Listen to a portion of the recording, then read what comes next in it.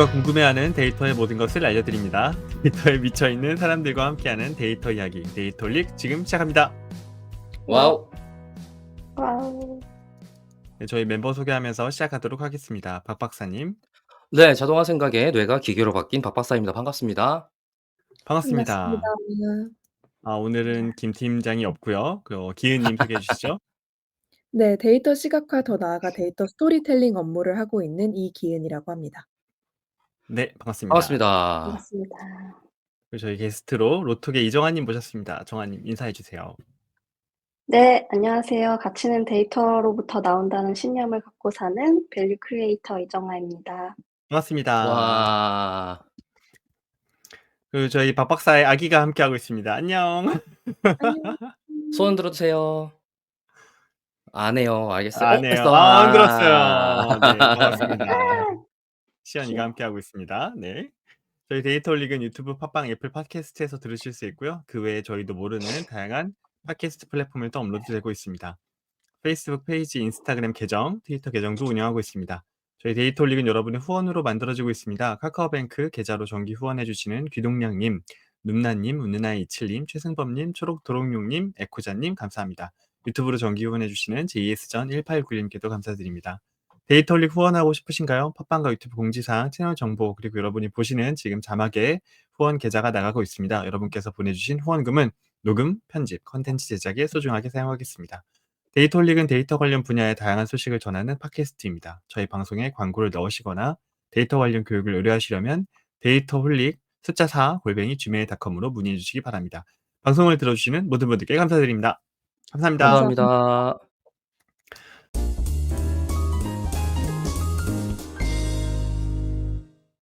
자, 오랜만에 우리 어떻게 지내고 있는지 근황을 들어보도록 할까요? 박 박사, 아이를 안고 있는데 네, 요즘 어떻게 지내는지 이야기 들어보고 싶네요. 네. 뭐 지금 새해 지나가면서 지금 얘가 지금 다시 감기에 걸려서 아이고 저런. 네. 콧물을 열심히 받고 있는 중이고요. 그리고 네. 첫째가 저번에 얘기했던 것 같긴 한데 이제 초등학교 갑니다. 그래서 오, 네. 학부형. 네, 이제 학부형이에요. 네. 그래 갖고 네. 그래서 이제 초등학교 갈 준비하느라고 앞에 뭐 책상도 사고 의자도 사고 뭐 그런 것도 하고 있고, 이번에 연말연시 맞아서 한번 여행이라도 쪼끔이라도 갔다 오자. 가족끼리 갈 날이 별로 없으니까. 그래서 원래 잘 가는 켄싱턴 평창이라는 호텔에 갔다 왔는데 근처에 그 눈썰매 봅슬레이라는 썰매장이 있어서 갔는데 너무 재밌는 거예요. 오. 오, 그래 빠른 갖고 정말 빠른 곳이에요. 네, 첫째까지는 괜찮았고 둘째는 애기가 탈 수 있는 곳이 하나 있긴 있었어서 근데 다른 사람들한테도 이미 인기가 많아서 제가 얘기하면 거기라고 다른 분들은 아실 것 같은데 유명한 데라고 하더라고요. 그래 갖고 재밌게 타고 왔습니다. 네, 그렇군요. 본인이 즐거웠던 것 같은 느낌이 좀 드는 그런 맞아요. 것. 눈썰매 타러 가는 것이 즐겁기 쉽지 않은데 여기는 네. 다음에도 꼭 가야겠다. 약간 이런 곳이었습니다. 그리고 학부형이라고 하니까 되게 이제 박 박사가 어른이 되어버린 것 같은 느낌이 좀 듭니다. 아이고 이런. 네. 기은님 어떻게 지내셨어요? 저 뭐 일하고 신년 버프 받아서 네. 헬스장 열심히 다니고 있습니다. 그렇군요. 네. 헬스장 원래 다니시던 걸 계속 다니시는 거예요? 아니면 새로 끊으신 거예요? 네. 원래 다니던 걸 계속 다니고 있는데 아무래도 음. 신년이다 보니까 사람이 확 많아졌더라고요, 헬스장에. 그렇죠. 네. 그래서 급하게 인원이 증가하는 기간이죠, 지금이. 네, 맞아요. 네. 그리고 헬스장 사장님들이 돈을 끌어모으는 기간이기도 하죠. 네, 그렇군요. 현금이 차곡차곡 쌓이고 계시겠네요. 정아님은 지난번 방송 이후에 어떻게 지내고 계셨나요? 저도 신년 이후에 액땜을 세게 하려는지 네. 감기에 네. 장염에 그리고 약 부작용으로 전신 부종까지 앓고 있어 가지고 좀 아이고 이런. 힘든 그런 컨디션이 안 좋아요. 그렇군요.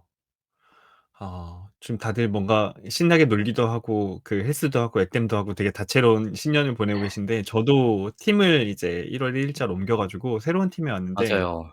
음 그 체력적으로 굉장히 달리네요. 저의 올해 그 직장에서의 신년 목표는 "좋은 동료가 되자."거든요.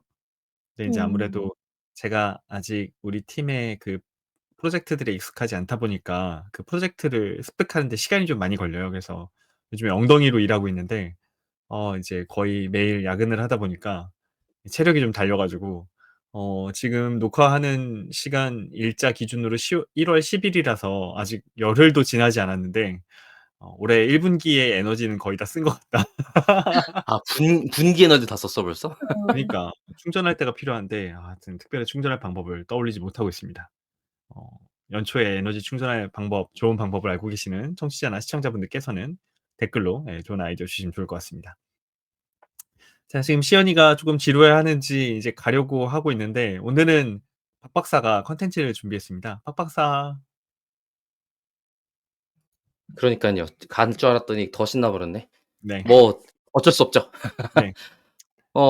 시작을 해 보도록 하겠습니다. 오늘 저는 그때 정한 네. 님 콘텐츠 들은 것 때문에 네. 이제 좀 정하게 됐어요. 왜냐면 중간에 제가 편집하다 들어보니까 김 팀장님이 정한 님이 이런저런 그 분석을 위한 인프라 구축을 할 때 "이렇게, 이렇게 했다."라는 얘기를 해 주시는 시간 동안 길지 않은 시간이었는데 "그게 무슨 소린지 다른 사람들이 알아들었을까요?" 같은 음. 짧은 시간이 있었거든요. 예를 들어 음. 에어플로우로 뭐 배치를 세팅한다든지 등등의 얘기가 잠깐 있었는데 어 고거를 이제 우리 다 같이 제가 이제 가상의 웹 서비스가 있다고 음. 치고 차근차근 구조를 고도화해 나가면서 분석가가 웹 서비스를 운영하는 회사에 있을 때 음. 개발자랑 같이 일하게 되면 구조가 어떻게 될 것인지, 어떻게 되는 걸 보고 하게 되는지 이런 얘기를 좀 해 보면 재밌겠는데라는 생각이 들어서 준비를 좀 해 봤습니다. 좋습니다.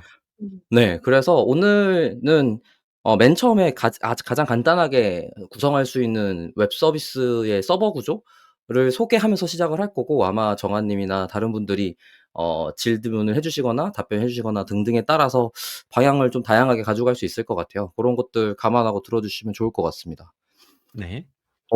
좋습니다. 그래서 얘기를 먼저 시작을 해 보면 기본적으로 웹 서비스를 할 때 아 서버라는 게 우선 있습니다. 우리 모두 다 같이 서버가 뭔지는 잘 모르지만 어쨌든 서버라는 게 있어요. 근데 그 서버는 크게 두 가지 역할을 합니다. 하나는 소위 이제 개발이나 회사에서는 보통 "비즈니스 로직을 구현한다."라는 식으로 표현을 하는데 어떤 동작을 해서 결과물을 내놓을지를 결정하는 걸 비즈니스 로직 구현이라고 불러요. 예를 들어서 어 어떤 우리의 회원이 회원 가입을 하고 로그인을 하면 자기의 상세 페이지로 간다라는 것도 음. 소위 비즈니스 로직의 일종이에요. 그런 규칙을 작성하는 걸 비즈니스 로직이라고 부릅니다. 그런 걸 작성하는 걸 개발 언어로 코드로 작성해서 구현을 하고요.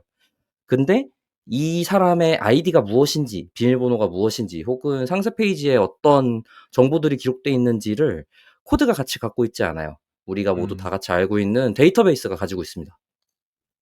그래서 서버 한 대, 데이터베이스 한 대 정도를 보통 대부분 초기 설계로 많이 잡고요. 그게 이제 워드프레스라든지 기본적인 약 반 노코드랄지 CMS랄지 이런 도구들을 갖추고 있는 설계인데 그거를 2 티어 아키텍처라고 부릅니다. 음. 컴퓨팅을 하는 코드가 있는 서버랑 서버랑 데이터베이스가 동작하는 서버랑 분리해서 구축한다는 뜻이에요. 근데 그 서버라는 게 하드웨어적으로 네네. 보면 네. 하드디스크라고 그냥 쉽게 생각하면 되나요? CPU가 달려 있는 하드디스크라고? 그냥 그러니까 컴퓨터 위에서 동작하는 프로그램이라고 음. 보는 게 제일 깔끔할 것 같아요. 근데 이제 음. 프로그램 중에서도 아까 말한 비즈니스 로직을 담당해서 실행을 하는 예를 들면 뭐가 있을까요? 가장 우리가 직접적으로 이해하기 쉽게 예를 들어 네이버 뭐 닷컴에 들어가요. 그러면 거기에 있는 여러 가지 어 요소들 중에 뭐든지 클릭해서 누르면 다른 화면으로 바뀌잖아요. 그쵸. 근데 이걸 누르면 "저 화면으로 바뀌도록 하자."라는 음. 걸 어디다 작성해 놔야 그렇게 동작할 거 아니에요. 그렇죠. 예예. 그런 게 작성돼 있어서 얘 지금 요렇게 바뀌는 걸로 나한테 알려줬네. 그럼 이걸 음. 줘야지." 그냥 이런 것들을 결정하는 걸 서버라고 보시면 될 것 같습니다. 그러니까 웹 음. 서버가 하는 일? 지금 서버라고 부르면 컴퓨터 서버 그 자체를 지칭할 수 있어 헷갈릴 것 같은데 웹 음음. 서버가 하는 일이라고 보는 게 좀 더 깔끔하겠네요. 네. 그리고 또 말씀드린 것처럼 이제 대부분의 데이터 이제 좀 더 추상화해서 얘기하면 "상태를 가진다."라고 표현하는데 음. 어떤 상태를 잘 저장해 뒀다가 필요할 때 꺼내 쓰는 걸 잘하는 애가 데이터베이스예요. 그래서 음. 그거를 데이터베이스랑 웹 서버가 서로 역할을 나눠서 수행한다라고 보시면 좋을 것 같습니다. 왜냐면 웹 서버가 상태를 가지는 방법은 두 가지가 있어요. 하드디스크에 써 놨다가 그거를 불러오는 방법이 있고 메모리에 써 놨다가 그걸 불러오는 방법이 있습니다. 음. 메모리는 컴퓨터가 꺼졌다가 켜지면 없어져요. 음. 그리고 하드디스크는 작성하는 거랑 불러오는 거랑 너무 비용이 비싸다고 표현하는데 뭐라고 부르면 좋을까? 어 음음. 좀 리소스를 낭비하는 설계를 하게 됩니다. 뭐 상황에 따라 좀 다르지만. 그래서 DB를 전문적으로 그걸 해 주는 DB를 세팅을 해 두고 사용을 하고 그때 많이 쓰는 게 이제 전통적인 건 역시 오라클 그리고 그 오픈 소스로 많이 사용하고 있는 포스트그레나 마리아DB 같은 RDB를 사용하게 되죠. 중간중간 질문해도 되죠? 항상 질문하시면 됩니다. 항상 질문해도 됩니까? 네. 그러면 그 쉽게 얘기해서 컴퓨터가 두 대 있다고 생각을 하고 한 대는 서버고 한 대는 데이터베이스라고 생각하면 될 것 같은데 맞아요. 우리가 네이버를 사용할 때 네네. 24시간 내내 사용하잖아요. 맞아요. 그러면 그 PC는 서버 PC는 24시간 내내 켜져 있는 거예요? 맞아요. 그럼 안 꺼도 돼요? 계속? 그걸 안 꺼도 오랫동안 켜져 있을 수 있는 쪼금 더 비싸게 설계된 하드웨어를 쓰고요. 그리고 음. 서버실은 어쨌든 이런저런 하드웨어의 가장 큰 적은 열이거든요, 열. 그래 갖고 네네. 에어컨 같은 난방 장치를 굉장히 많이 설치합니다. 냉방 장치. 냉방 장치. 반대로 말했구나. 그렇지. 난방 장치를 설치하면 냉방 서버가 장치를 터지겠죠. 굉장히 많이 설치해요. 예. 그리고 네. 그런 거의 대표가 이제 그런 서버 컴퓨터가 엄청나게 모여 있는 걸 데이터 센터라고 부르는데 그 음. 대표적으로 우리나라에 있는 네이버에서 만든 춘천에 있는 각이라고 하는 데이터 센터는 네네. 이제 뭐지? 그 산에서 불어오는 바람이라는 공랭을 이용해서 에너지를 음. 효율적으로 했다라는 게 음. 이제 강점 중에 하나가 되는 거죠. 그래서 데이터 그렇 센터를 바닷속에 넣네, 북극에 넣네 이런 얘기들도 하고 있는데 그게 다 이제 열 효율 때문에 그렇습니다. 음. 그러면 컴퓨터가 껐다 켰다를 하지 않아도 굉장히 오랫동안 켜둘 수 있다. 음. 그리고서 그 하드웨어적인 성능 하락이 일어나는 걸 좀 줄일 수 있다. 요렇게 되는 거죠. 음. 그렇군요. 감사합니다. 예. 좀 부연 설명드리면 멈출 수도 있거든요, 실제로. 사실 멈출 수도 음. 있는데 근데 그러면은 이 하나가 멈추면은 아예 서버가 뻗어 버리잖아요. 그럼 서비스가 되지 않으니까 그 멈출 때 다른 서버로 바로 바꿔치기 할 수 있는 여러 대의 미러 음. DB라든가 미러 서버들이 구성이 되어 있어요. 그래서 한 애가 음. 멈추거나 장애가 나면 바로 다른 애로, 그러니까 데이터를 동기화 계속 시켜 놨다가 다른 애로 바로 바꿔서 커넥션을 맺어서 서비스는 안정적으로 운영될 수 있게끔 고런 식으로 다, 네, 백업 시스템도 운영을 하고 있죠. 그렇군요. 음. 그런 준비들을 뒤로 많이 하게 되는데 음. 이제 우리는 이제 분석가의 관점에서 봐야 되니까 이런 웹 서버 하나랑 DB 하나가 있어요. 그럼 우리가 데이터 분석을 할 때 필요한 도구는 그 DB에 들어가 있는 데이터들일 거예요. 그쵸. 네. 그래서 거기에 지금 우리 분석가가 맨 처음에 웹 서비스가 동작하고 있을 때 우리 고객들의 데이터를 가지고 분석을 좀 해 주세요." 하면 맨 처음에 뭘 하냐면 그 가장 쉬운 방법. 아까 만들었던 RDB인 데이터베이스에다가 쿼리를 날려보는 겁니다. 명령을 직접 날리는 쿼리를 거죠. 그죠? 그쵸. "데이터를 음. 주세요."라는 쿼리를 해요. crud라고 표현하는데 c create, read, u update, d delete인데 데이터 분석가가 하는 쿼리는 보통은 read, 음. 읽기에 해당돼요. 그러니깐 "어느 테이블에 무슨 조건을 갖추고 있는 데이터를 주세요." 라든지 같은 걸 하게 되죠. 근데 맨 처음에는 문제가 안 돼요. 방금 말씀하신 것처럼 다른 데이터베이스가 여분으로 준비가 돼 있거나 이러면 너무 좋겠지만 맨 처음에는 DB가 한 대 있어도 점점 방금 말한 여러 대를 두는 것도 쉽게 하는 일이 아니거든요. 그래서 처음에는 점점 한 대를 좀 더 비싼 애를 씁니다. 그러니까 음. CPU가 2대 달려 있던 애를 16 대로 늘린다든지 좋은 CPU가 달려 있는 큰 컴퓨터 한 대로 바꾼다든지 그런 걸 하죠. 근데 이제 웹 서비스가 점점 커지고 DB가 그 컴퓨팅 사용량이 점점 높아지게 되면 분석가의 쿼리가 이 서비스 운영 상태에 영향을 주게 돼요. 왜냐하면 이거는 운영이랑 운영을 할 때 사용자가 어떤 사용을 한 것 때문에 DB에다가 쓰기도 일어나고 쿼리도 일어나고 그럴 텐데 그 성능이 분석가가 데이터 분석하겠다고 쿼리를 할 때마다 우선순위가 낮아진다거나 다른 쿼리 성능에 영향을 준다거나 이런 것 때문에 운영 자체가 이제 부담을 지게 되는 거죠. 그럴 때 하는 제일 쉬운 방법이 뭐냐? 아까 말씀하신 것처럼 DB를 복사하는 겁니다. DB를 복사해서 제일 단순한 방법은 작은 DB야. 그러면 자기 분석 컴퓨터에다가 놓고 쿼리를 해요. 근데 이거 내 노트북 갖고는 성능이 안 나와. 그러면 이제 DB를 복사해 놓은 거를 클라우드 같은 데다가 또 하나 더 컴퓨터를 갖다 놓고 거기다 복사해 놓고 쓰죠. 복사할 때 문제가 있어요. 뭐가 문제가 있을까요? 동기화가 안 되면 아웃데이트 되는 될 게 수 있겠네요. 그쵸. 맞습니다. 동기화 안 되면 아웃데이트 된다도 문제가 가장 큰데 대표적으로 이런 식으로 복사를 할 때 사람들이 아이디어를 어떻게 내냐면 밤에는 많이 안 쓰잖아. 자정쯤에 한 번쯤 복사하자라고 생각합니다. 그걸 배치 프로세스라고 불러요. 배치라는 게 큰 덩어리 단위당 한 번씩 무언가를 수행해서 처리하는 것을 배치 프로세싱이라고 부르는데 리소스가 적고 조그만 리소스 상황에서 최대한 어떻게든 그런 것들을 효율적으로 만들기 위해서 했던 작업 중에 하나예요. 근데 이제 배치할 때 또 단순하게 하는 방법이 있어요. 가장 단순한 방법은 뭐냐면 덤프를 뜬다고 표현하는데 RDB에 있는 데이터 전체를 복사하는 겁니다. 한 번에. 밤마다 오늘 웹 서비스에서 동작해하고 저장되어 있는 어느 순간 시점에 데이터베이스를 덤프를 떠서 그 파일로 다른 DB에다가 이제 로드해서 복사를 해 놓기라는 걸 하루에 한 번씩 하는 거죠. 용량이 엄청나지 않아요? 그게 이제 서비스마다 다르죠. 지금 제가 말하는 거는 처음부터 이렇게 하는 게 말이 돼라는 하는 수준의 굉장히 작은 서비스를 뜻해요. 예를 들어서 덤프 뜨는데 30분 걸리기 시작하면 하기 힘들죠. 예. 근데 덤프 뜨는데 15초 걸려. 그러면은 그냥 해도 되는 거지 사실. 그렇네요. 예. 그리고 배치를 사람이 수동으로 하기도 합니다. 데이터 분석을 할 때만 비정기적으로 '내일 분석을 해야 되니 오늘 밤에 덤프를 떠 놔야지.' 같은 짓을 하기도 하죠. 이게 고도화되지 않았던 맨 처음에 이제 데이터 분석이란 게 없었던 시절에 이제 데이터베이스를 바라보던 그리고 분석가들과 개발자들이 같이 일하던 모습이에요. 이 단계에서 우선 데이터를 복사하는 짓을 한 번 했는데 덤프를 뜨는 게 시간이 많이 걸리면 그다음에 다른 대안을 찾아봐야 됩니다. 뭐가 있을까요? 뭐가 있을까? 복사를 전체를 무식하게 한 번에 다 했더니 너무 오래 걸려. 그러면 어떻게 할 수 있죠? 뭐 다른 대안이 뭐가 있지? 나눠서 하나? 저번에 복사했던 건 다시 복사할 필요 없잖아요. 그러니까 업데이트된 것만 갖고 오는? 네. 바뀐 것만 가져오는 거죠.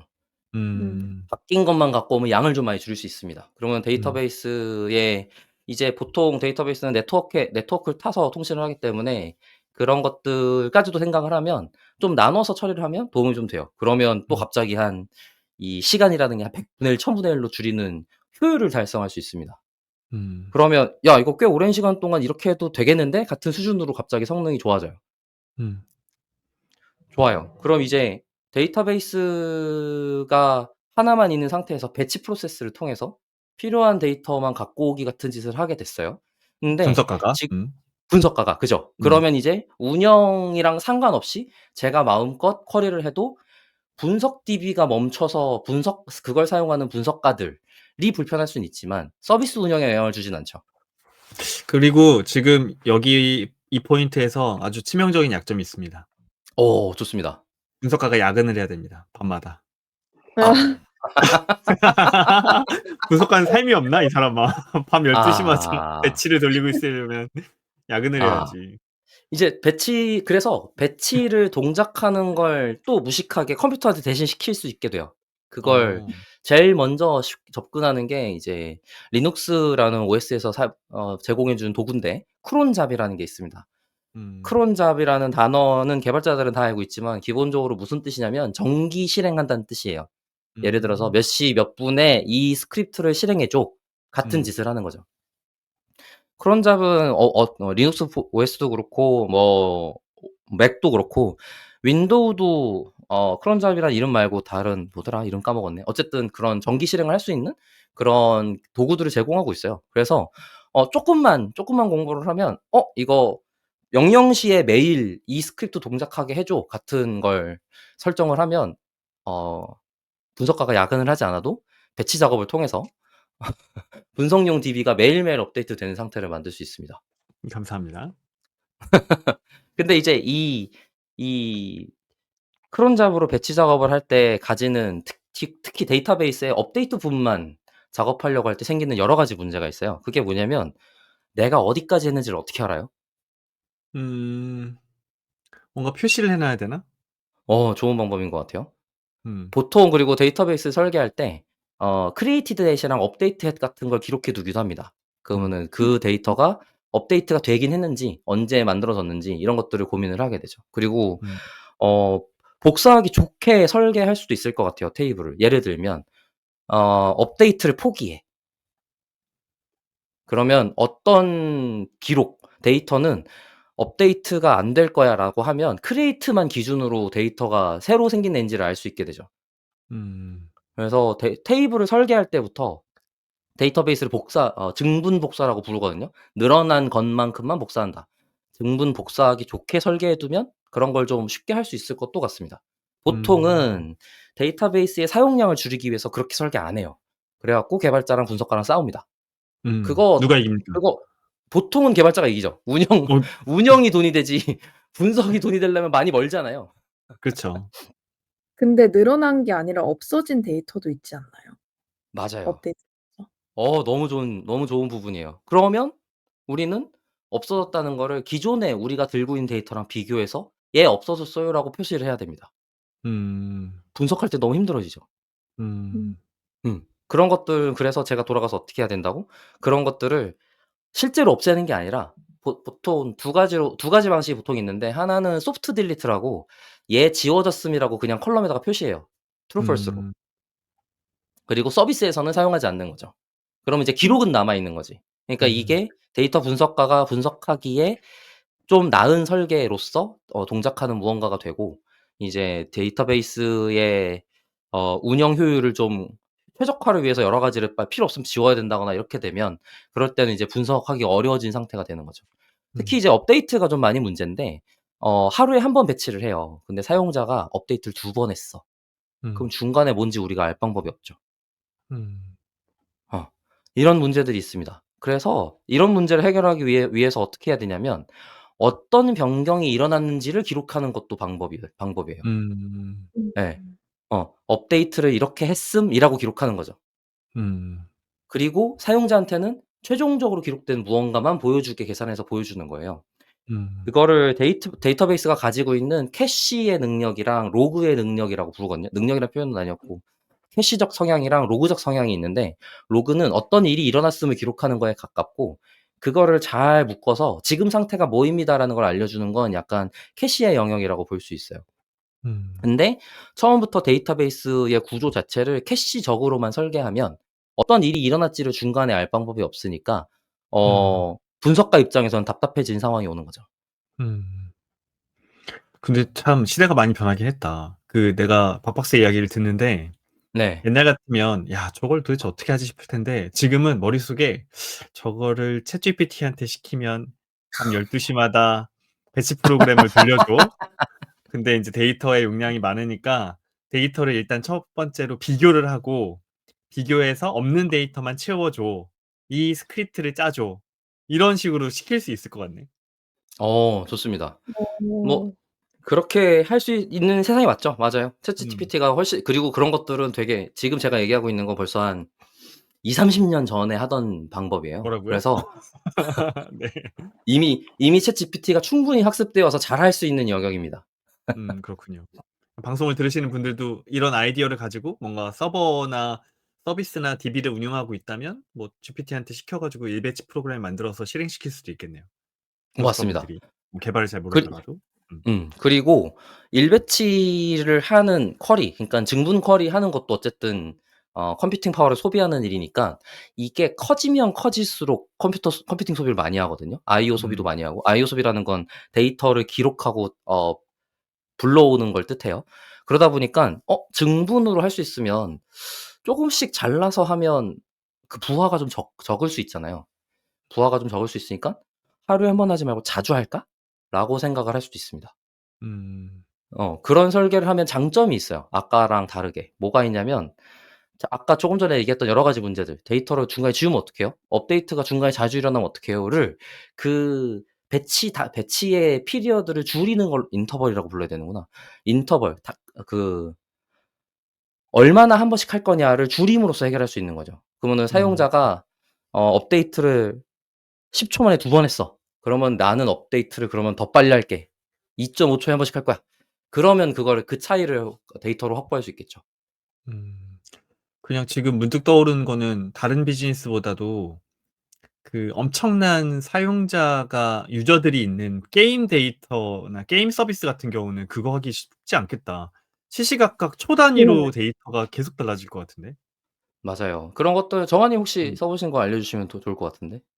근데 그럴 때는 완전히 인제 시스템 자체가 달라지고 아까 그 박 박사님께서 말씀 주셨던 덤프 방식으로는 그걸 해결할 수가 없고 메시지 큐라고 해서 데이터의 한 로 한 로가 변경될 때마다 그 지점을 이제 메시지 큐라는 시스템에 보내게 돼요. 그러면 이제 뭐 예를 들면 AWS 같은 경우에는 키네시스 바이오스 뭐 요런 것들이 있는데 뭐 그런 시스템들을 통해서 데이터를 실시간적으로 주고받을 수 있게끔 네 그렇게 인프라를 구성을 하고 있어요, 게임에서는. 그렇군요. 맞습니다. 지금 DB에서 말씀드린 것처럼 캐시랑 로그로 분리할 수 있는데 서비스 서버는 캐시만 동작하고 서비스 서버가 로그를 안 들고 있고 다 다른 로그용 전용 DB에다가 전달을 하면서 그거를 가지고 있지 않게 되는 거죠. 그 전달하는 방법으로 아까 말씀하신 것처럼 메시지 큐 같은 걸 많이 사용하게 되고 한번 대표적인 게 이제 뭐 지금 말씀하신 건 매니지드여 갖고 뭐 그런 것도 있지만 지금 많이 쓰고 있는 건 뭐 카프카라든가 아니면 메시지 큐 쓰는 게 뭐가 있지? 그전에는 이제 RabbitMQ라든지 이런 몇 에비덴큐. 가지 도구 네. 그런 것들이 있었어요. 원래 카프카가 나오기 전에 가장 많이 유명했던 게 RabbitMQ였던 것 같아요. 그래서 로그적인 성격, 그러니까 지금 얘가 무슨 뭐 모르겠어요. 뭐 예시예요. 저도 정확하게 그렇게 만든 건 아니고 어떤 용사가 13번 적에게 칼질을 해서 데미지가 13이 발생했음 같은 거를 그냥 소위 이벤트라는 이름으로 기록을 하고 그 기록을 메시지 큐에 전달해 놓은 다음에 전달한 메시지 큐한테서 데이터를 받아서 로그적인 성격의 기록 보관소에다가 따로 저장을 하는 거죠. 이제 거기는 그러면 뭐가 되는 거냐면 분석 전용 DB가 되는 거예요. 네. 그래서 운영용 DB랑 분석용 DB의 설계가 달라지게 됩니다. 조금 전에 이 직전에는 로그랑 캐시로서의 분리가 일어나지 않았으니까 웹 서비스의 서버에서 로그용이랑 캐시용을 설계를 다 해서 걔를 복사해 가게 만드는 짓을 했었단 말이에요. 근데 이제 중간에 로그용 데이터, 로그성 데이터를 제대로 전달할 수 있어라는 도구가 출현하면서 서비스용 쪽에서 실제 서비스에서 필요한 로그 데이터를 제외하고는 기록할 필요가 없어지게 되는 거죠. 좀 분석가랑 개발자가 덜 싸우는 상태가 됐습니다. 좋은 일입니다. 왜냐하면 말씀드린 것처럼 운영 효율을 달성하기 위해선 분석용 로그 DB를 운영 DB에다가 쌓을 이유가 없거든요. 근데 고거만 전용으로 다른 데다가 쌓자라는 아이디어가 나온 거고 그게 지금 잘 먹히고 있는 거죠. 그래서 운영용 DB랑 분석용 DB의 분리가 이때 일어나고 이때 분석용 DB를 올랩 DB라고 불러요. 그러니까 올탭 DB랑 올랩 DB라고 나오는 분리가 그때 이제부터 생기기 시작하는데 왜냐면 올탭 DB는 운영용 서버에서 사용하는 DB라서 그 DB가 기록을 빨리 하고 가지고 있는 기록을 잘 바꾸고 이런 성능이 더 중요해요. 그래야 사용자가 클릭한 거대로 동작해서 결과물을 주겠죠. 근데 분석가는 뭘 해야 되냐면 사용자가 몇 명이야 같은 거가 더 중요해요. 근데 그 두 개가 DB의 그 컴퓨팅 로직을 작성할 때 약간 트레이드 오프의 성격이 있어서 둘 다 잘하는 건 너무 힘들고 어느 한쪽으로만 특화 설계를 해야 돼요. 그래서 분석용 DB로서 나와 있는 이제 올랩 DB와 이제 운영용 DB로 사용하는 올탭 DB로 분리가 되기 시작합니다. 올랩 DB도 보통은 이제 그 당시에는 포스트그레를 묶어서 사용했던 매시브 MMP가 뭐의 약자더라? 어쨌든 MPP, 매시브 그죠. 패러럴 프로세싱의 약자. 맞아요. 맞다. 병렬로 계산을 수행해서 빠르게 그런 집계하는 데이터들을 가져다주는 데이터베이스가 출현했는데 그게 포스트그레 데이터베이스 기반의 그린플럼이라는 게 시작입니다. 시작이라는 게 아니고 유명합니다. 그걸 아마 정아님께서 사용하셨다고 저번 방송에 한번 얘기해 주셨어요. 네, 맞아요. 그리고 온프레미스에서는. 네, 맞아요. 그래서 그쪽에서 솔루션 사업도 많이 하고 계시고 사실 우리나라에서는 그렇게 썩 유명하진 않는데 이 DB를 써봤다 자체가 굉장한 경험 중에 하나입니다. 그걸 쓸 정도의 사이즈의 서비스를 겪기가 쉽지 않았거든요. 그래서 이거에 대한 이제 우리가 많이 알 수 있는 클라우드 솔루션 쪽의 대안이라고 하면 AWS에서는 레드시프트, 그리고 GCP에서는 꼭 맞진 않지만 비슷한 위치의 도구로서 빅쿼리 정도가 있는 상태입니다. 그래서 여러 가지 운영 서비스 쪽에서 데이터를 복사해서 아니면은 로그성 데이터로서 메시지 큐에 담겨서 이런 분석용 DB에다가 전달해서 기록을 계속하는 행위를 하게 되고 지금 배치에서 갑자기 점프가 한 번 됐는데 배치 쪽에서 아까 말했듯이 크론잡 같은 걸로 하기도 하지만 그 배치만 전문적으로 관리해 주는 도구가 나오기도 했어요. 그중에 제일 유명한 게 정아님께서 사용하시는 에어플로우입니다. 네. 배치 작업을 왜 관리하는 게 중요하냐면 어떤 하나만 작업 하나만 있는 플랫한 형태로 보통 구성이 안 되고 하다 보니 점점 여러 가지 일을 하게 되거든요. 그래서 앞에 있는 작업이 잘 끝나야 뒤에 작업을 할 수 있다든가 아니면 내가 작업이 끝났다는 걸 확인을 해야 된다거나 잘 안 됐으면 다시 해야 된다거나 이런 것들을 해야 되는데 그걸 사람이 일일이 다 작성하기는 쉬운 일이 아니에요. 근데 굉장히 많은 회사들이 그걸 같이 하고 있기 때문에 반표준화스럽게 많이 사용하기 시작했고 그런 도구로서 에어플로우가 지금 좋은 자리를 차지하고 있죠. 그래서 그때 이제 유명한 도구들로서 사용하는 게 역시 스파크 컴퓨팅 도구입니다. 그다음에 하둡도 마찬가지고 그다음에 파이썬이라는 언어가 확실히 거기서 이제 강점을 두각을 나타내게 됐고요. 그다음에 자연스럽게 역시 쿼리 직접 하는 거 여전히 남아 있어서 SQL을 잘 작성하는 것이 굉장히 중요한 상태가 되죠. 그래서 메시지 큐와 메시지 큐는 이제 그래서 리얼타임 혹은 스트리밍이라는 표현을 사용해서 데이터를 전달하고 이 관련된 분야는 스트리밍 프로세스라고 부르고요. 아까 말씀드렸던 로 하는 거는 배치 프로세싱이라고 부릅니다. 그래서 스트리밍 수준으로 해야 되는 것들은 보통은 그게 분석가 입장에서 라이브로 그 데이터가 직접 필요한 경우는 많지 않아요. 스트리밍으로 넘어가는 그렇죠. 순간은 넘어가는 순간은 그게 어디서 필요해서 그렇게 하냐면 걔를 처리해서 다시 서비스에 사용할 때 필요합니다. 그렇겠네. 서비스의 기능이라든지 아니면 그것 때문에 종합해서 다시 좀 보여줘야 되거나 뭐 이런 일을 하거나 지금은 뭐 학습을 해 갖고 그 학습이 계속 모델이 개선이 돼야 되거나 아니면 사람들한테 그 결과물을 다시 또 집계해서 보여줘야 되거나 이럴 때 사용을 하는 거죠. 그런 걸 크게 할 때 쓰는 방식이 되는 것 같아요. 공정 쪽에서는 실시간으로 스트림 받아서 분석하고 디텍팅하고 또 알람 주고 이렇게 할 것 같네요. 되게 특히 비싼 어떤 제품이나 반도체 같은 걸 만드는 쪽에? 이제 그쪽은 오히려 탐지에 가깝죠. 탐지에 네. 가깝다. 네네네. 그래서 그거는 아예 그 DB나 그 데이터가 수집되는 타이밍서부터 무언가를 할 거고 지금 방금 말씀하신 거는 웹 서비스랑은 좀 설계가 달라요. 얘는 처음부터 그 데이터의 생성자가 메시지 큐이거나 이벤트이거나 이기 때문에 처음부터 중간 캐시성 DB가 있는 상태가 아니고 바로 분석용 DB로 데이터를 밀어 넣는 작업을 하게 됩니다. 그래서 근데 그거를 일부러 중간에 모아서 기다렸다가 한다? 이러면 이제 최적화 이슈가 생기는 거죠. 예를 들어 네트워크가 비싸다든지 아니면 바디가 제가 1초에 한 번씩 보내면 보낼 걸 이제 10초에 한 번씩 보내면서 집계 데이터로 변경해서 보낸다든지 뭐 이런 일이 발생하는데 그런 걸 이제 매트릭이라고 부르거든요. 로그랑 매트릭이라고 볼 수 있을 것 같아요. 로그 같은 경우는 센서에 수집되는 데이터 모두라던가 아니면 방금 말씀하신 공정 중 발생하는 데이터 모두를 뜻하고, 매트릭은 그걸 가지고 만들어낸 지표들을 뜻해요. 예를 들어서 1초에 한 번씩 1초당 생산량이라던가, 아니면 반도체 공정으로 따지면 저도 아는 게 별로 없습니다만 웨이퍼에서 만들어지고 있는 반도체의 수, 1초당 수 아니면 10초당 수, 이런 것들을 하게 되죠. 그러면 10초당 한 번씩 데이터가 만들어지니까 그것도 소위 배치라고 볼 수는 있어요. 근데 이제 수집 프로세스를 분리하거나 하지는 않습니다. 음. 음. 설명 감사합니다.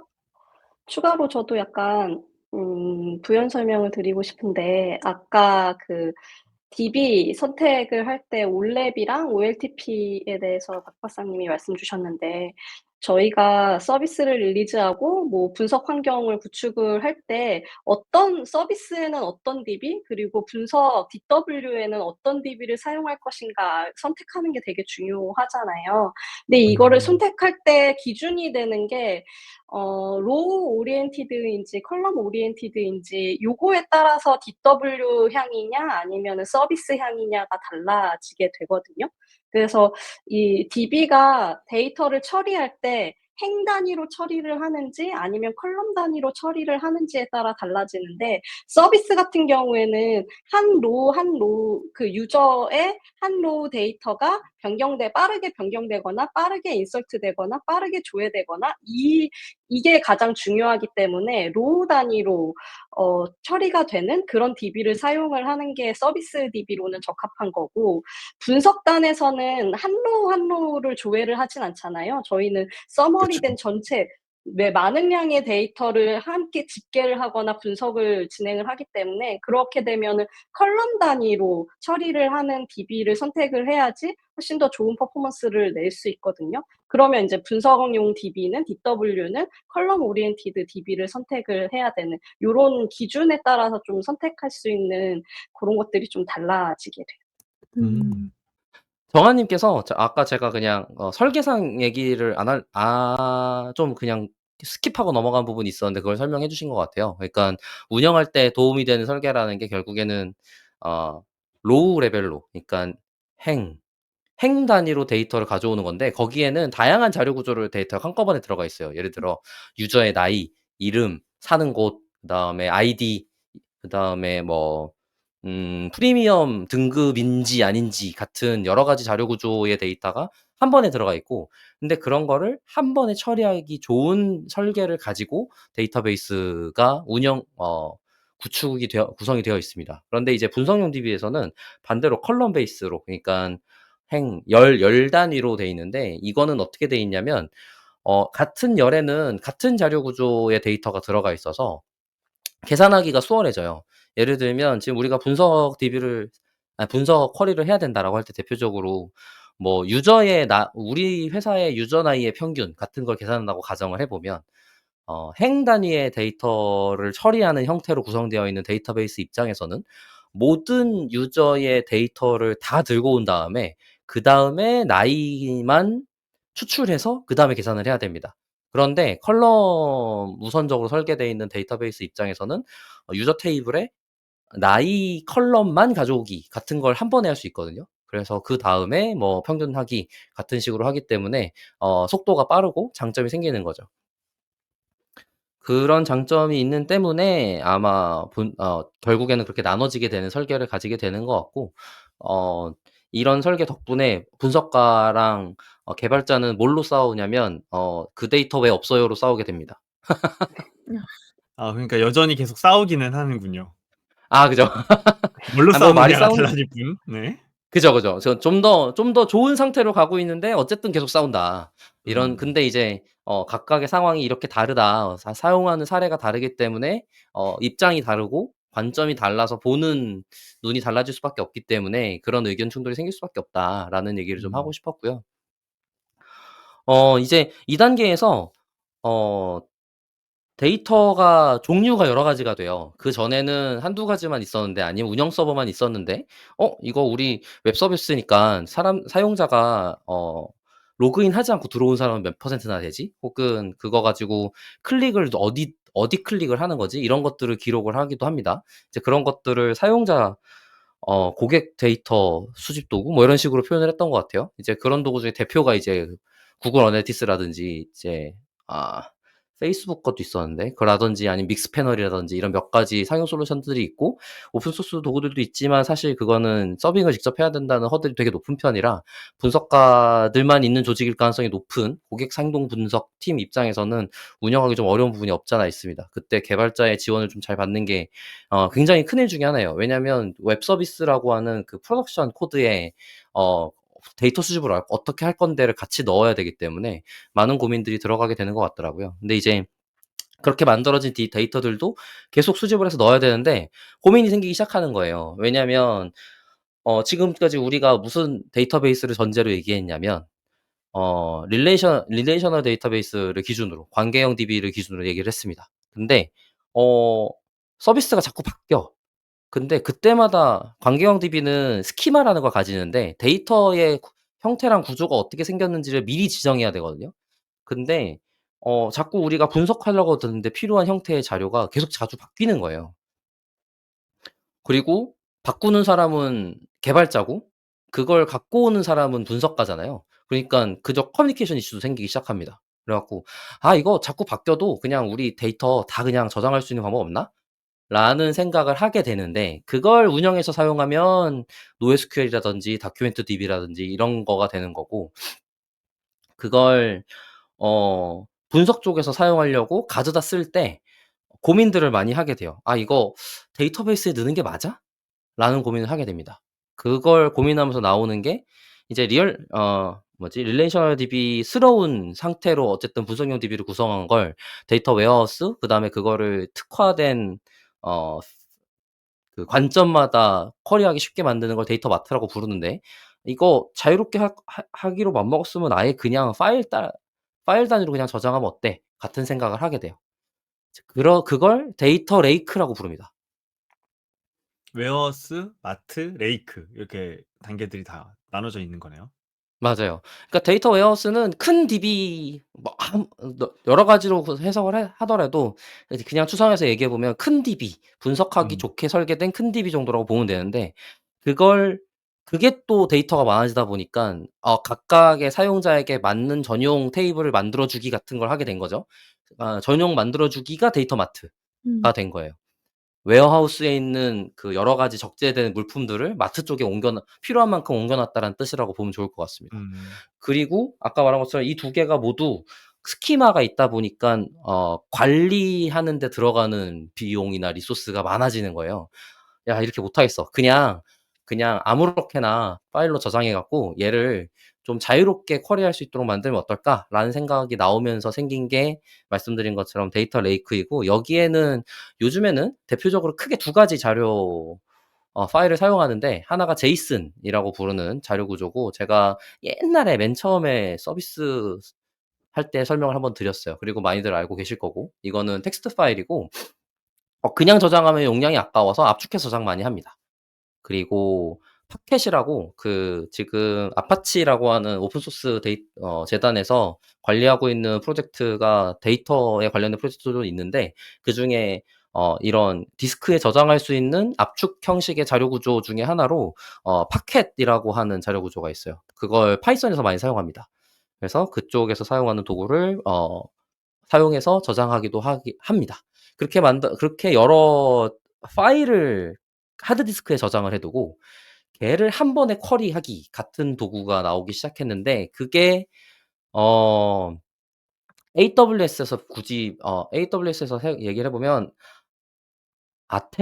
아테나예요. 아테나이고 오픈 소스로 많이 나와 있는 게 이제 토리노라든지 아니면은 그 프레스토라든지 아니면 여전히 스파크도 비슷한 동작을 수행할 수 있죠. 그걸 불러와서 메모리에서 처리한다라고 볼 수 있으니까요. 그래서 그렇게 만들어진 데이터 레이크에 컴퓨팅 솔루션들이 붙어서 쿼리를 해서 갖고 오게 해 주게 만들어서 다양한 종류의 스키마여도 자유롭게 데이터를 저장할 수 있고 그거를 미리 지정돼 있지 않아도 쿼리를 해서 갖고 올 수 있는 상태를 만들어 준 상태가 된 거죠. 그러다 보니까 분석가들한테 다른 문제가 생겼어요. 얘가 어떤 데에서 이런 형태로 데이터가 왔는지를 찾아야 되는 문제가 생겼어요. 음. 예. 왜냐면 데이터 레이크에 아무렇게나 집어넣을 수 있게 되니까 '얘가 뭔데? 요 컬럼이 뭘 의미하는데? 이렇게 바뀐 건 무슨 뜻인데?'라는 거를 커뮤니케이션 해야지만 이제 이거를 의미를 가지게 되는데 그전에는 그 동작이 강제됐잖아요. 리소스가 투입이 되더라도 그렇게 하지 않으면 데이터를 얻을 수가 없었단 말이야. 그러니깐 정리된 채로 그게 정의가 무엇인지도 정의가 된 채로 데이터를 얻을 수 있었는데 지금은 우선 쉽게 잘 넣을 수 있게 해 줘라고 해 갖고 막 넣게 되다 보니까 '이게 뭔데? 저기 있던 거랑 같은 거 아니야? 얘는 어떻게 다르게 만들었는데?' 이런 게 문제가 생겼어요. 그런 것들을 어 관리해야 하고 사람들한테 정보를 제공하는 도구가 데이터 카탈로그입니다. 음. 음. 그래서 이제 데이터 카탈로그 도구가 고도화되기 시작하는데 무슨 짓을 해 주냐면 어 내가 스키마를 지정하지 않고 데이터를 넣어도 들어가 있는 파일을 기준으로 스키마를 자동으로 만들어 주거나 추정을 해 주거나 그래 갖고 "요런 형태의 자료가 여기 있어요."라는 걸 보여줘요. 말 그대로 카탈로그인 거죠. 그래서 그런 카탈로그를 기준으로 들어와 있는 걸 분석을 하거나 데이터를 바라보게 되는데 장점이자 단점이 다양한 데이터를 계속 수집해서 넣을 수 있는 게 장점인 반면에 단점이 데이터 분석가가 이제 직접 변경용 쿼리, 내가 어떻게 만들어야지 내가 원하는 자료를 만들 수 있는가를 직접 해야 되는 일로 바뀌게 된 거죠. 할 일이 많아졌다. 그쵸. 분석가들의 쿼리 역량이 더 중요해졌어요, 그전에 비해서. 음. 그전에는 개발자든 아니면 데이터 엔지니어가 "요렇게 생긴 테이블로 만들어 주세요." 같은 분석가의 요구 사항에 따라 테이블을 구성해 주면 몇 가지만 하면 되는 상태였을 가능성도 높고 그러다 보니깐 이제 그 데이터의 접근 허들이 좀 낮은 장점이 있었던 거죠. 근데 지금은 그거를 직접 해야 되는 일도 많아지고 이거 카탈로그만 본다고 되는 문제도 아니고 이렇게 돼 버렸어요.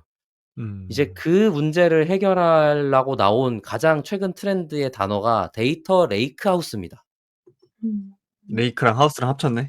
음. 네 맞아요. 웨어하우스랑 레이크랑 합친 거예요. 음. 그거는 이제 얘는 뭘 해 주냐면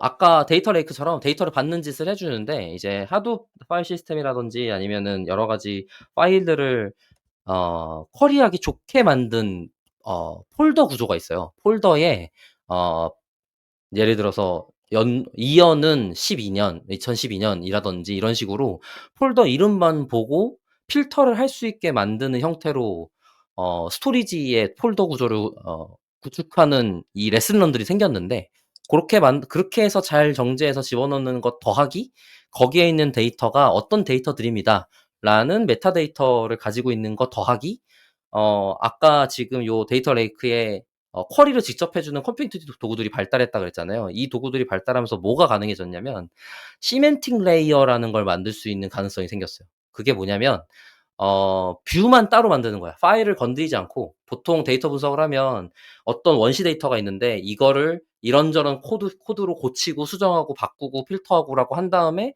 무언가를 만들고 그전에는 어떻게 하냐면 얘를 저장했어요. 원본 데이터가 있고 우리가 보고 싶은 데이터로 저장하기를 한 거죠. 그러면은 두 개가 있잖아요. 근데 이 저장하기를 갖고 쿼리하기 같은 걸 하는데도 필요한 어쨌든 이 계산을 계속했었어야 되는데 지금 방금 말한 스토리지에 쿼리하는 도구의 성능이 굉장히 좋아져서 요즘에는 어떻게 하냐면 그 데이터 레이크하우스 쪽에서 솔루션을 어떻게 주냐면 "어떻게 변경하는 거예요."를 기록해 놔요. 음. 그리고 사용자가 사용할 때 그때 계산해서 줘. 그러면 속도가 빠르니깐 그 데이터가 처음부터 있었던 것처럼 취급해 줄 수 있죠. 그걸 시멘틱 레이어라고 불러요. 그래서 시멘틱이라는 게 내가 조정한 결과물을 계속 직접 다 저장한 다음에 사용하는 게 아니라 고렇게 있음이라고 이제 의미적으로만 가지고 있고 그걸 쿼리에 사용하는 거죠. 그러면 그렇게 되면 이런 변경들이 일어났던 시멘틱 레이어를 잘 구축하는 게 여러 가지 지표를 개발하는 과정으로 넘어가게 되는 거예요. 원시 데이터가 계속 들어오고 그렇게 들어오는 원시 데이터의 수집을 아까는 처음부터 데이터가 들어올 때 스키마를 잘 정의했어야만 그 데이터를 받을 수 있었다고 한다면 그게 아니고 다양한 원시 데이터를 수집하고 그런 상태에서 시멘틱 레이어를 잘 구축함으로써 필요한 지표를 개발해서 제공할 수 있게 하는 상태가 되게 된 거죠. 그래서 지금 데이터 엔지니어들의 역할이 점점 여러 가지 방향으로 진화해 왔고 그런 걸 지금 많은 사람들이 계속 일을 해 주고 있는 중이고 여기에 제가 어널리틱스 엔지니어링을 끼얹고 싶지만 지금 벌써 시간이 이렇게 돼서 여기서 마무리를 해야 될 것 같습니다. 오늘 그 서버에서부터 시작해서 데이터베이스 그리고 개발자와 분석가 역할로 해서 쭉쭉쭉 콘텐츠를 진행해 주셨는데 한 번만 좀 처음부터 끝까지 요약을 해 주시면 좋을 것 같아요, 청취자분들을 위해서. 아 좋습니다. 오늘 사실 저는 이 데이터 인프라 쪽에 대한 고도화 말고 그 운영 쪽 인프라에 대한 고도화를 병행해서 얘기를 드리려고 했었었는데 이쪽 얘기가 많아져 갖고 지금 얘기를 못 꺼냈어요. 그것만 처음에 만들었던 얘기만 좀 서머리를 좀 해 보면 맨 처음에 웹 서비스 같은 걸 만들 때 필요했던 서버와 DB 그 네. DB는 우리는 많이 사용하는 RDB 그리고 이 RDB가 있을 때 분석가한테 분석을 요청하면 직접 사용하는 단계에서부터 이거 복사해서 쓰자. 복사하는데 어려움이 있네? 조금 나눠서 복사해 볼까? 하루에 한 번만 해 볼까? 전체 복사하지 말고 변경된 것만 복사해 볼까?' 그리고 운영하는 할 때부터 분석용 DB처럼 'DB의 설계를 좀 잘해 볼까?' 아니야. 이거를 뭐 변경된 것만 계속 잘 전달하면 운영 DB 쪽에 그걸 가지고 있을 필요는 없고 분석 DB에다 전달하면 좋을 것 같아. 라는 일들이 있어 왔고 그다음에 여러 가지 고도화된 도구들이 나타나기 시작한 거죠. 뭐 아까 말씀드렸던 이거 하루에 한 번씩 하면 좋겠는데 내가 그러면 밤마다 켜서 해야 돼?' "아니 컴퓨터가 해줄 거야." "크론 음. 잡을 하면 돼." "아니야. 그거 할 일이 점점 많아지고 있는데 이거 관리하는 도구가 필요하네." 에어플로우가 나왔고 그다음에 "이거 하루하루 하고 있는 거 아니 한 번에 한 개씩 보내는 거 쟤한테 잘 갔는지 어떻게 확인하지? 그거 메시지 큐가 해줄 거야." 같은 도구들이 나타나기 시작하면서 스트리밍 프로세스랑 배치 프로세스로 분화되면서 두 가지 길을 상황에 따라 필요에 따라 설계해서 사용하게 되는 상태가 됐습니다. 그 음. 단계에서 분석가가 운영 DB에 직접 쿼리하지 않게 되면서 생긴 장점 분석용 DB를 따로 설계할 수 있게 되었다. 거기에 설계의 핵심은 로우 우선적인 설계를 하는 데이터베이스이냐 올탭 그다음에 컬럼 우선적으로 계산을 하는 데이터베이스냐 올랩이라는 게 분화돼서 나오기 시작을 했고 그게 더 넘어가면서부터는 어떻게 됐냐면 "그걸 점점 더 병렬로 크게 처리해 주면 좋겠어." 라고 하면서 그린플럼이라든지 레드시프트 같은 대형 DB들이 출현했고 여기서 이거 그래도 데이터베이스인데 계속 스키마를 어쨌든 지정해서 해야 되네? 아니야. 이거 스키마 너무 어려운데?" 그러면 다양한 자료 구조를 그냥 파일로 저장해 갖고 이거를 직접 어떻게든 컴퓨팅 파워로 쿼리하는 쿼리 엔진을 분리해서 만들면 좀 좋지 않을까? 데이터 레이크. 그다음에 데이터 레이크에서 쿼리를 하는 것들이 점점 이거 사용하는 거 너무 어려운데 어떡하지?' 라는 문제를 해결하기 위해서 시멘틱 레이어의 설계가 가능해졌는데 그거는 쿼리하는 엔진들의 컴퓨팅 성능과 쿼리 엔진 성능이 굉장히 좋아지면서 여러 가지 장점들이 나오면서 가능한 설계가 되었다. 그래서 내가 원시 데이터에서 필요한 지표를 만들어낸 데이터를 만들어 그걸 따로 저장하고 사용하고 이렇게 안 하고 시멘틱 레이어라는 계산 단계의 저장을 한 다음에 그거를 약간 버추얼 뷰 같은 느낌이에요. 정확하게 버추얼 뷰가 DB에서 쓰는 무슨 용어인데 그거랑 같은 뜻이란 표현은 제가 아니고 그냥 내가 필요한 타이밍에 쿼리할 때 그 원시 데이터서부터 정해진 쿼리를 한꺼번에 다 같이 해 주는 동작을 수행을 함으로써 사용자들에서 좀 더 쿼리의 편의를 만들어내는 레이어가 만들어지면서 데이터 레이크 하우스라고 데이터 엔지니어링 관련된 도구들이 진화해 왔다라는 얘기를 제가 앞서 했습니다. 음. 그러니까 음. 요번 편은 데이터 분석가가 알아야 하는 데이터 DB의 뭐 기본편 이렇게 보면 될까요? 그니깐요. 원래 의도는 네. "뒤쪽이 변경되는 게 앞에 웹 서비스의 변경 때문에 일어난 거예요."라고 말하고 싶었는데 네. 웹 서비스의 변경 얘기를 하나도 못 하고 뒤 변경 얘기만 다시 했어요. 원래 네가 생각하는 것만큼 그렇게 잘 진행되지 않는 경우가 많으니까 청취자분들은 아. 이해하실 거예요. 너무 안타깝습니다. 지금 아니 네. 정아님께서 약간 사실 중간에 기회를 주셨어요. "데이터베이스가 여러 개 있고 웹 서버가 여러 개 뜬다." 이게 음. 꼭 중간에 들어갔어야 될 중요한 변경 포인트였거든요. 음. 그러면 대표적으로 지금만 질문해 봐도 데이터베이스가 복사가 여러 개 되기 시작하면 그러면은 따로 기록되면 어떡해? 그러면은 저쪽에 분석용 DB 올릴 때는 어떻게 하지? 이런 문제들이 생긴단 말이에요. 그런 음. 문제들을 해결하거나 하는 문제들도 같이 있었거든요. 아쉽습니다.